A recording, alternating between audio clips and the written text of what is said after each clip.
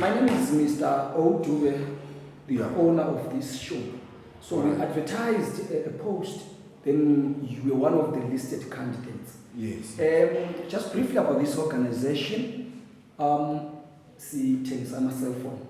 Phone. Yes, phone. So we want umuntu ozale thengisa cell phone. Umuntu, sorry, why can't you just give me time and explain to you so that you understand it? Umsebenzi lo uyawukwanisa all right. Right? Sifuna umuntu owazi ukuthengisa amafoni, umuntu owazi ukuncoma ama-customer, owazi ukukhala ama-customer.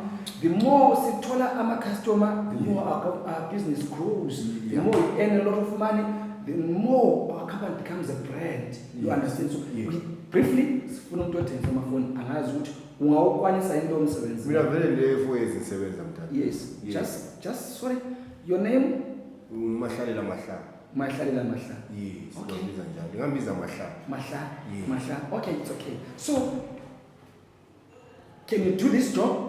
Yeah, vele ngesikhathi esithi ngiyazi le ezisebenza akusonto engangihlupha le. Ubusebenza ngaphi? Kade ngiselusa inkomo. Kulomunye ubaba nqali ngamfonela lembuzi. Hayi, aselusa inkomo sithengisa amafoni ngithi amafoni ungawathengisa yini? Yeah, lokanye kakhulu. Right. I'm going to take you through an interview, yes. Right? Yes. Okay, right. Sithengisela ke phone, thengisela ke phone le. Le. Iyabingela charge nje. Ngithengisela ifoni yona le. Ngizwe ukuthi uthengisa njani.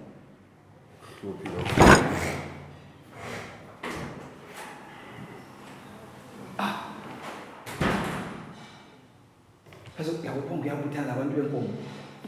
Kanti yenza ifoni le ihamba ngamuntu afoni. Ihamba ifoni ukuthi esizakudlula khona.